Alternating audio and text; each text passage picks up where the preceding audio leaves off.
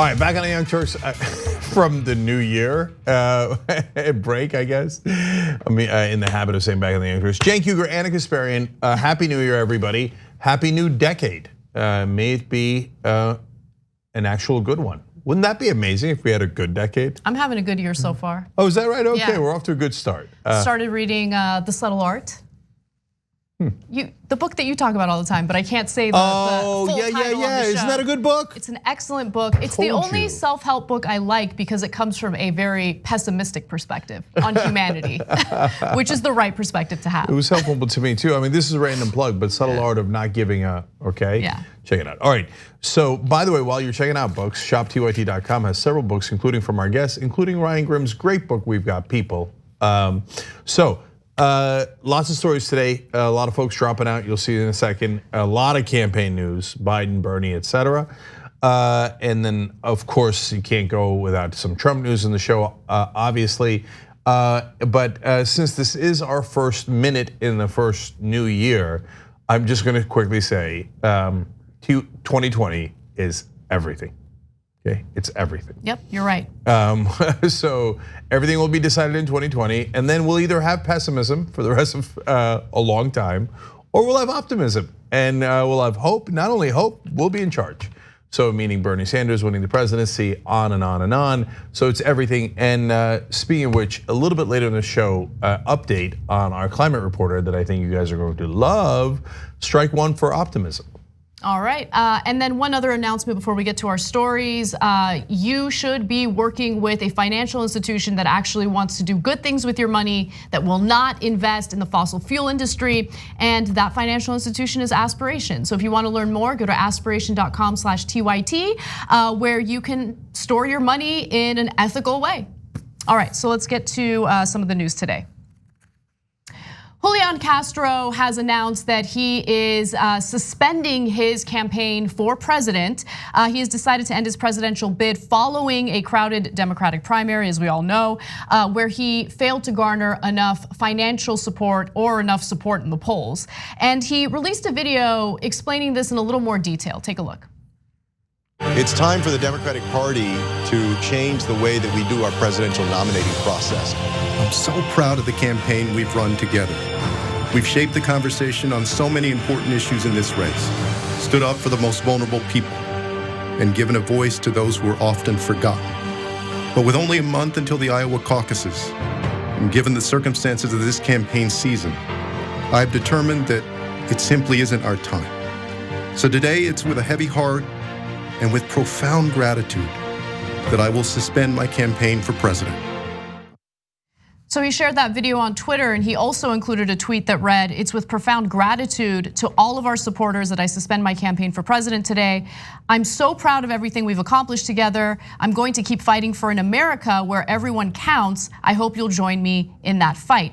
Now, he was the head of HUD under the Obama administration, and to be quite honest with you, that's nothing to write home about, especially with the housing crisis that we have throughout the country, the rise in homelessness. However, I do think that he provided some important points and some important topics when he was on the debate stage. He really did draw attention to a very real issue we have in America when it comes to police brutality, and he certainly did attack Biden from the left, so I appreciated that as well. So first the goofy points. I like how he suspended his campaign with a smile too. Like, I'm suspending my campaign. I know it's old footage, but it was just a little bit of fun. And I assume that his brother Julian Castro's beard is now also suspended. Because his brother's a US congressman and his campaign manager, they're twins. And so everybody kept confusing them, especially in the spin room. So his brother grew a beard so they'd stop calling him Julián. That's hilarious. And so Joaquin, you get to finally shave your beard. Congrats. Okay, obviously not the result that you wanted. I'm gonna get into the politics of it in a second, but first, the most important point. He actually did a great job. It's not just whether you win or not, it's what do you do in the campaign. And Julian Castro pushed the party to the left, and he was fantastic in fighting for expanded liberty for everyone. And that's what progressives do. And so, and he fought for justice, and especially on the issue of immigration, he was more progressive than almost anyone else in the race. And he moved the national conversation, which I think is monumentally important, the most important thing you could do other than winning a presidential campaign. So whereas a lot of people ran on, hey, I'd like to be president, and I have the same exact policies as everybody else in the race, he was bold and he ran with an actual agenda, and I think he made a difference.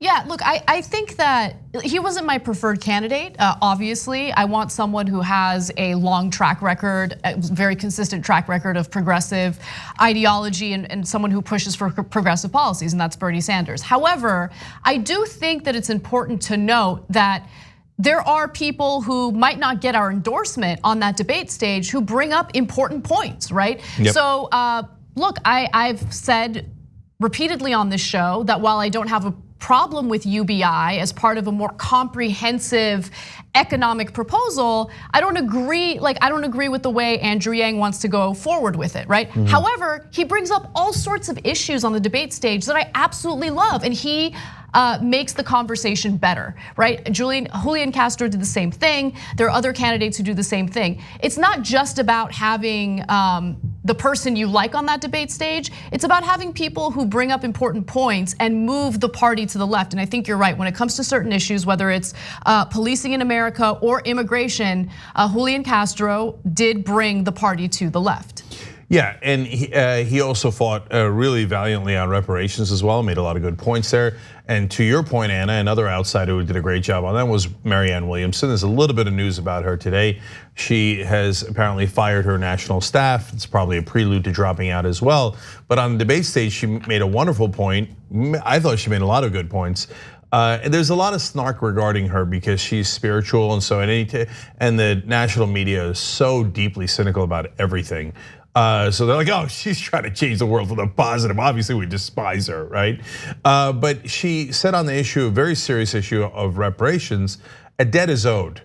And actually that is both factually true and numerically true if you look at the history of what happened with slavery, Jim Crow, redlining, etc. So I thought she made an important contribution, as did Julian Castro. So I love the outsider voices. Julian Castro, not really an outsider, but still did a great job of going to the left in this context. Now, to get a little cynical about the political maneuvering, right? Because that's also reality, and that's also part of the equation here. He challenged Beto O'Rourke in the debates. He also challenged Buttigieg and Biden. Now, what that normally means is that he is in the lower tier, and it's not really even fair to call him lower tier. He was in the middle tier of candidates. That might mean that you're angling for a vice presidential spot. And the one candidate he almost never criticized and had actually a lot of praise for was Elizabeth Warren. And if you're looking at it just strictly from a political point of view, that's a fairly logical play. If I was advising him just based on politics, I'd probably advise him to do the same. Yeah, I would actually like to go to the last graphic of this story because it's a tweet that Castro had put out in regard to Elizabeth Warren. And he said, Warren has got a great team over there. She is fantastic. I think she has done a very impressive job on the campaign trail. I think right now she's doing a fantastic job of fusing her biography with her policies. And so, it's funny because I'm usually the type of person who's skeptical of anything that anyone says on social media, especially politicians. But I didn't think about the possibility of Castro angling for a position in her cabinet if she won. Or VP. Or VP, because, and why Warren instead of Sanders, for example, if he's going left? Well, Warren is more likely to pick a male VP. Bernie Sanders is more likely to pick a female VP. Mm-hmm. They're both probably going to look at minorities, not necessarily, but like that certainly would be something they would consider. So Julian Castro would be perfect for Elizabeth Warren running mate. And so him, heading in that direction rhetorically during his run is logical.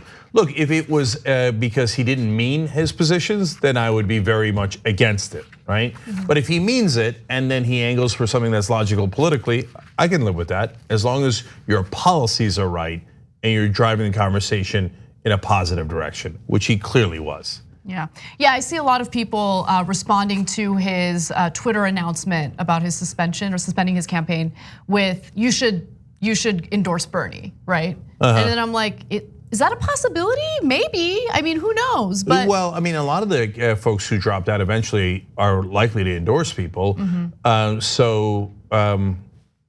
You know, if I was him, and all I cared about was politics, I wouldn't do that yet, because he's probably still angling for Warren, and if he's going to endorse anyone, it would probably be her. But at this point, Bernie's leading and Warren isn't. So if all you care about is the politics, you'd hold a little longer. Yeah. All right, we have all sorts of election-related news today. We're gonna take a very brief break. Actually, it's not gonna be very brief. It's gonna be as long as all of our breaks are, about 4 minutes.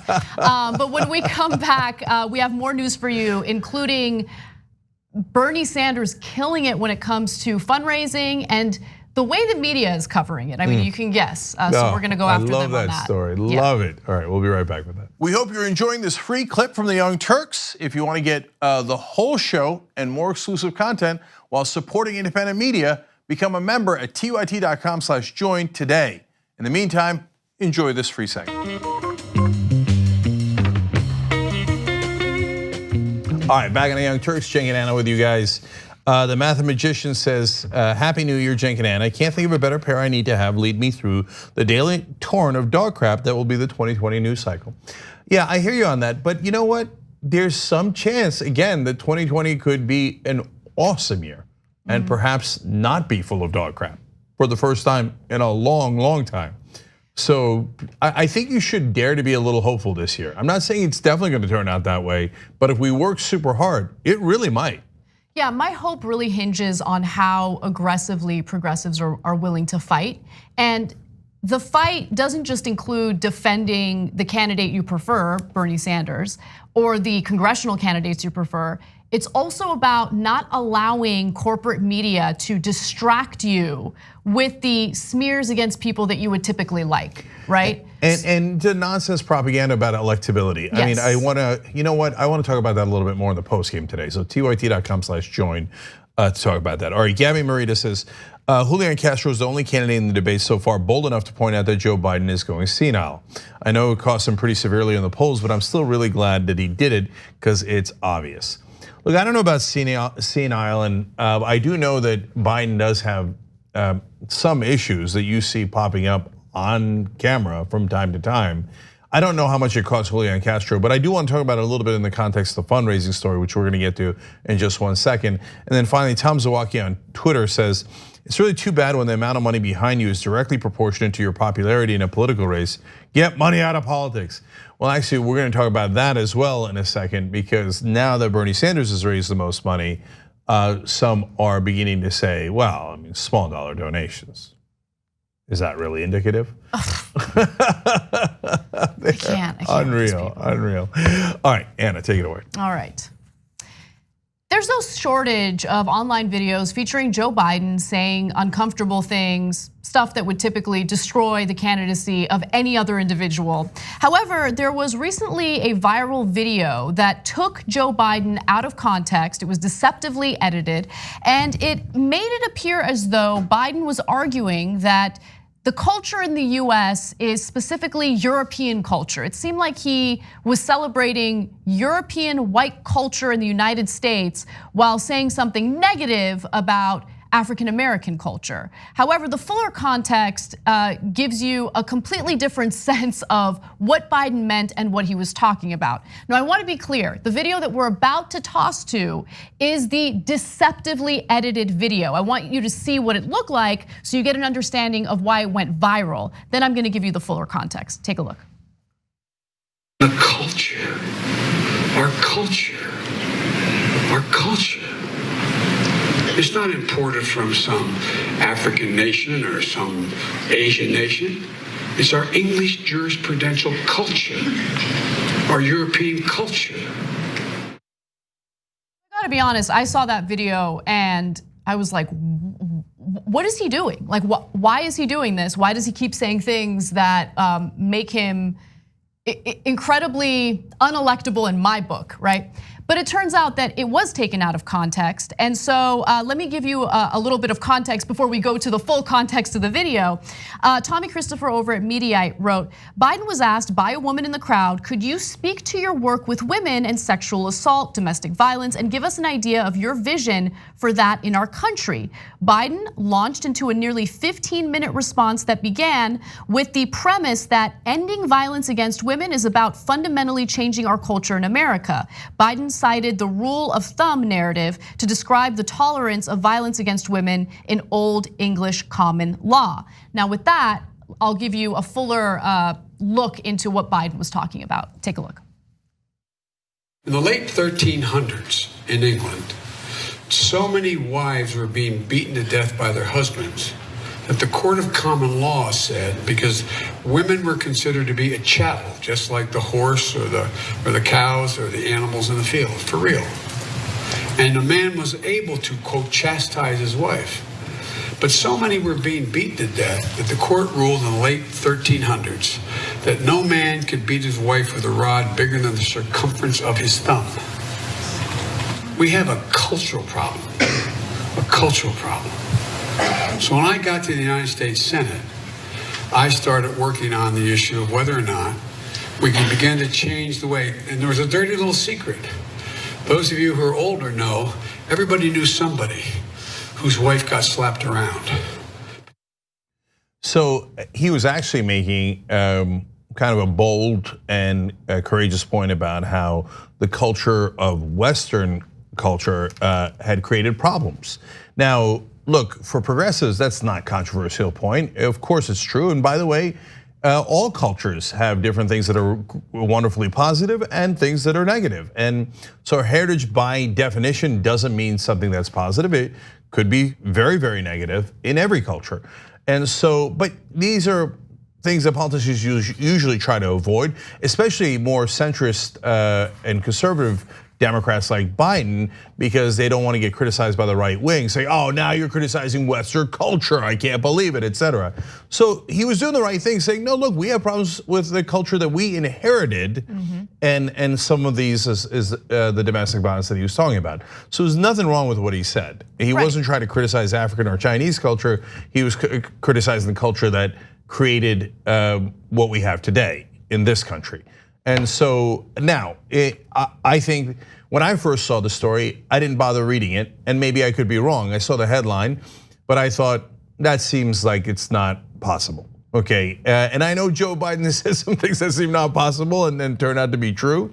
But my radar went off a little bit like, that doesn't look right. No, I hear you. And you should always be skeptical of these like tightly edited videos, especially on platforms like Twitter. As we know, people get taken out of context all the time. And so you should look for fuller context, get a real understanding of what that individual is talking about, especially in politics.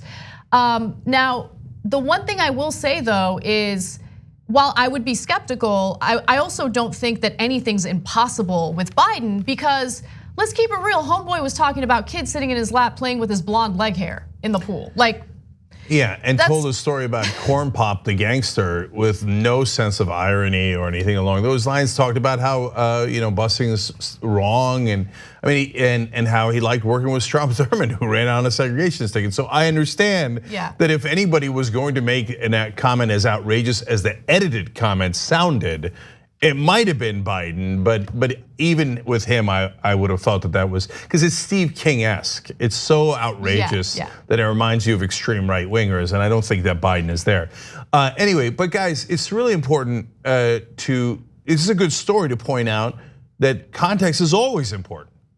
And so you should, and I hope that the mainstream media, which leapt to Biden's defense, I think rightfully so, would care about context in all of the presidential candidates and all of their statements, etc.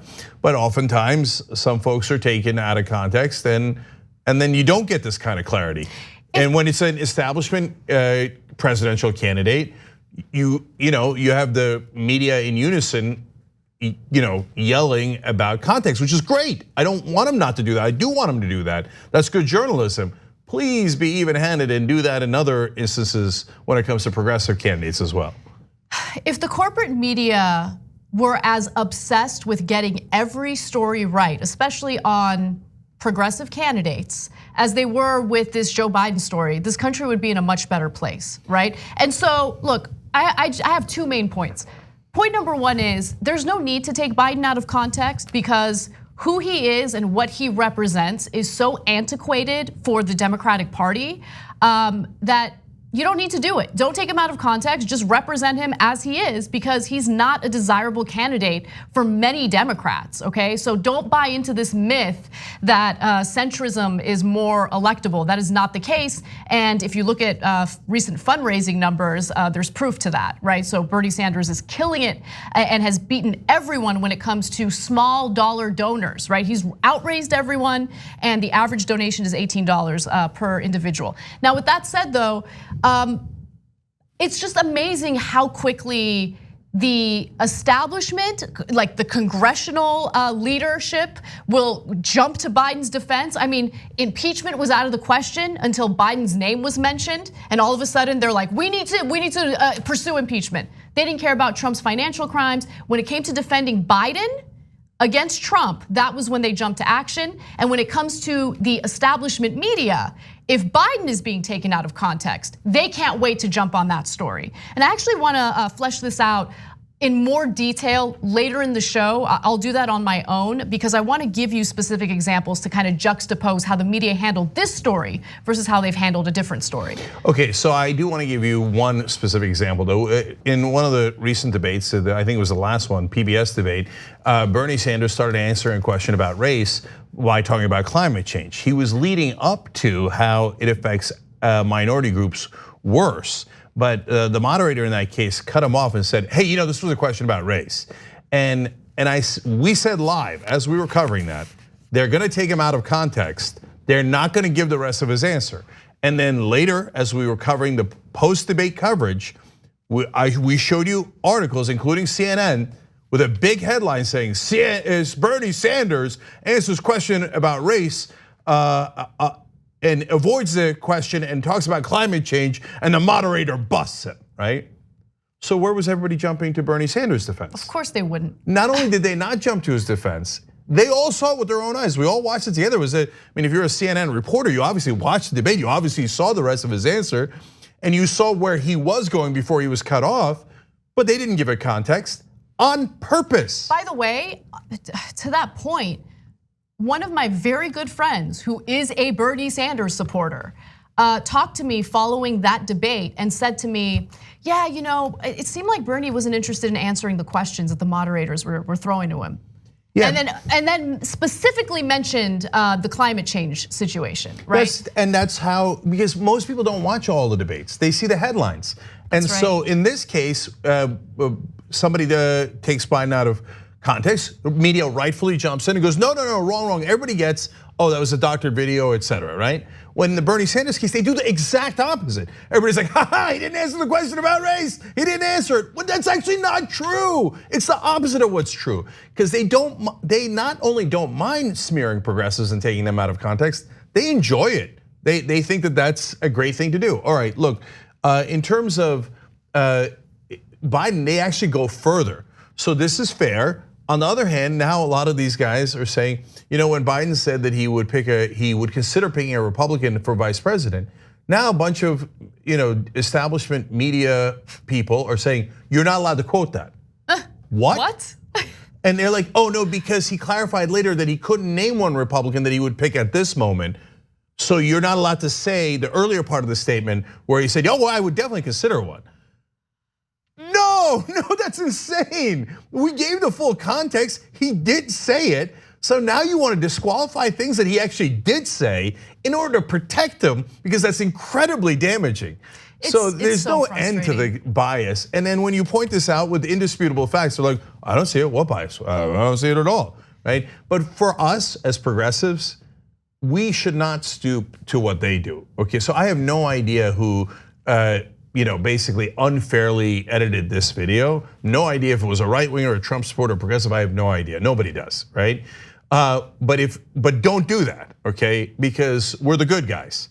So we do, as Anna pointed out earlier, you don't have to take Biden or anyone else out of context. You can just give the actual quotes. My God, if the media would actually cover what Biden has said and done, we'd be in amazing shape if they talked about the bankruptcy bill, among 1,000 other things that we've mentioned here. But they never ever bring up the bankruptcy bill. Why do students have all this debt that they can't get rid of?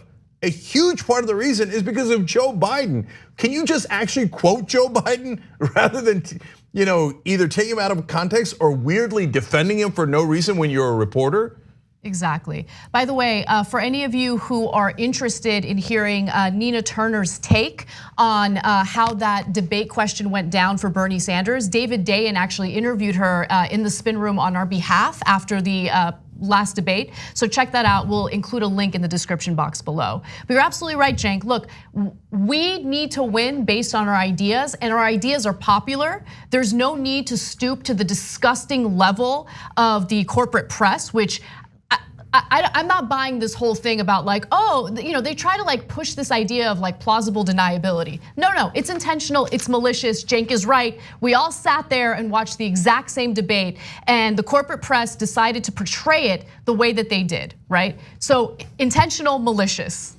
Yeah, sorry, one last important example of taking things out of context. Almost all the corporate media in unison has now spent untold millions of dollars doing propaganda against Medicare for All by saying it would take away your private insurance. But you want to talk about context, they never finished a sentence, but it would replace it with better insurance that has expanded coverage.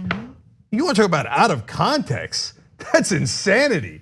It's like saying, hey, somebody's taking $10 away from you, but leaving out the part where they give you $20, right? Well, that would be very important context, right? Yes. But the media is lying about that in mass and has been for about a year. And what does that do? It skews the debate. It totally benefits the conservative Democrats and the Republicans and the insurance companies that are their top advertisers, and it does it on purpose.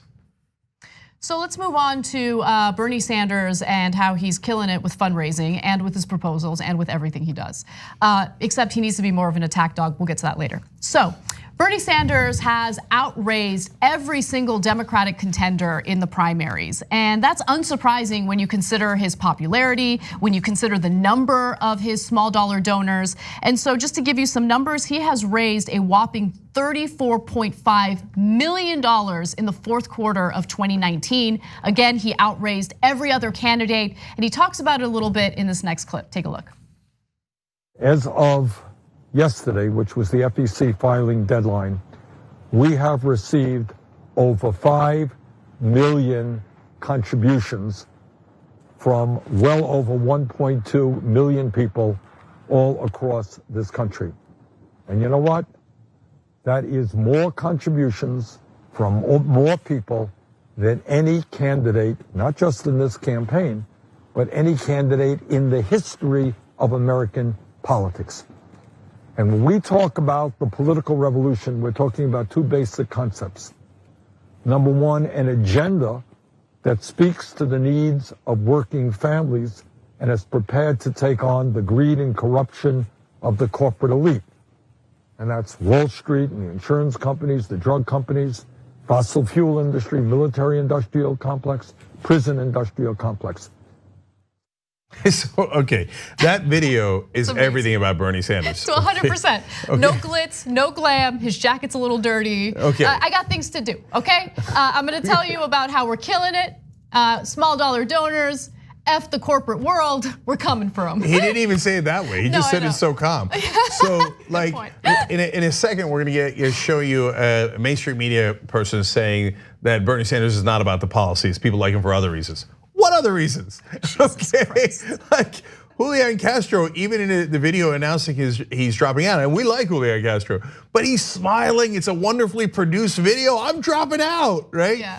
Bernie's like, whatever, I broke a record. There's a giant tire next to me. I'm accidentally covering up the URL of my website that's on the bus. Right? Like, you see what I'm saying? I love him because Because he's got stuff to do, right? It's not about, like, look, we had a long conversation about the Julian Castro story. You should watch it. This is not indicative of the entire conversation, but like, yeah, the victorious music in the background.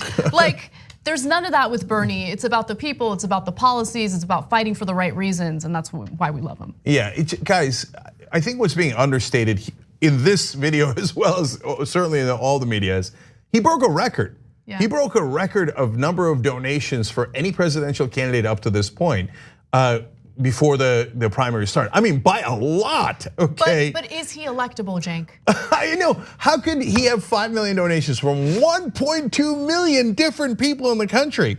And we're having a conversation about whether he's electable as opposed to whether he's gonna crush everything in his path. And the idea that it's not even an idea, it's a propaganda that the corporate media tells you is, well, we don't know if independents and centrists will support a guy who's for the little guy and for the average American worker. I mean, that's probably not gonna work. So who are you gonna support, Trump? But on the other hand, Joe Biden, who loves to take money from corporate America, I bet the independents love him. And they say it with a straight face and they 100% mean it. It is unbelievable. So as you know, they're gonna get into the fundraising numbers of everybody. We're gonna explain that in a second. But overall, the context has been like, oh yeah, okay, I guess Bernie did well too. But okay, now let's get back to how well Buttigieg did. No, I mean, look, I actually wouldn't mind if that was the way that it were covered, but that is not the way the story is covered. They just bury the lead. A lot of headlines don't even mention how much money Bernie has raised and how he's beaten every other candidate in the field. It's a record. What else do you want from the guy? And he's breaking his own record. Right. All right, but let's give everybody's numbers. Sure, so coming in at, let me just remind you, Bernie raised $34.5 million in the fourth quarter of 2019. At the same period, you have Buttigieg coming in second at 24.7 million. And then Biden is third with 22.7 million. And then Yang comes in fourth at 16.5 million. Now I wanna be clear, Warren hasn't released her numbers yet, so we don't know where she stands. My guess is she did not beat Bernie Sanders because if that were the case, she would have put that out already. No, she's even indicated she's not gonna reach the numbers she had in the last quarter where she did really well. So she's gonna come in around the Biden-Buttigieg numbers, maybe even a little lower and above Yang. So that's what it looks like right now. Look, and let's be fair about a couple of other amazing stories out of that, okay? So one is Biden's not doing as well as Buttigieg, which is weird. So, and he did better this time around than in the last quarter, but he has had trouble raising money in the context of presidential races and as the leader in the national polling, right? So one important story you get out of that is, do the donors see Biden and think there's something wrong here? 100%. Right? So that's a big story that people aren't really talking about. They're talking about his donors and how he's not raising enough money. To be fair, they are talking about that, right? But they're not talking about why. What is it that is freaking out the donors that see him up close and in person, right? But other stories that are positive are Buttigieg did raise a lot of money for a mayor of a tiny little town in the middle of the country that wasn't involved in politics. That is a gigantic amount of money he raised. And remember, he didn't run for president before like Bernie Sanders did. He didn't have the donors that Elizabeth Warren had as a senator. So it's fair to point that out. It's also fair to point out that a lot of his donors are from wine caves. Yes. Right, and they're big bundlers. And by the way, people mention bundlers and then give their names without giving the context of why they're bundling. A lot of those folks are lobbyists and they represent certain industries. I mean, we're gonna get to a comical complaint about how Bernie Sanders' 1.2 million donors are too white. Okay, did you see the picture in the wine cave? But yet there's not much discussion about, hey, are the corporate bundlers too white, right? I mean, how's that for irony? But give credit where credit is due. Buttigieg is apparently amazing at raising money from rich folks, and now some not rich folks as well. Full context. And finally, the other amazing number is Yang's. Oh my God, out of nowhere, Andrew Yang, dismissed by all the national media forever and ever and ever, derided throughout even when he was doing well, $16.5 million without ever being in politics. How the hell did he do that? That should be a story in and of itself. where everybody be like, holy cow, Yang raises 16.5 million, and I haven't seen that story almost anywhere. Yeah, you're absolutely right. And it's almost as if the corporate press ignoring a candidate works in the candidate's favor, right? Because they did dismiss Yang, but he persisted, and he does bring interesting ideas to the table. So I think this is a fascinating story. I do have one other thing to bring up though, because remember, Warren has made a political calculation that we've talked about on this show before. She's moved a little away from some of the hardcore progressive policies like Medicare for All. Her transition plan for Medicare for All is a disaster. We've talked about that in great detail. And I think that political calculation was to attract some of the Obama administration officials who she wanted endorsements from. And hundreds of them have decided to endorse Warren. But it apparently hasn't worked to her favor because she's continuously sliding in the polls. And as we can tell from this story about fundraising, she's not raising as much money as she did previously when she was really pushing for these progressive proposals. Look, this isn't to knock Warren, this is more about providing even more evidence that progressive policies are popular. They're popular. So if you think that it's a good political strategy to move away from those policies, I think we have yet another example of how that's not the case. 100%. And look, that's why we said, I don't know, who's advising her and why she's gone in this direction. But so what if you have 200 Obama officials supporting you? What does that get you? Does it get you more money? Obviously it didn't. Does it get you higher numbers in the polling, which is the most important thing in terms of when you actually go to the election? Are you gonna get more votes or not? No, it's hurt you.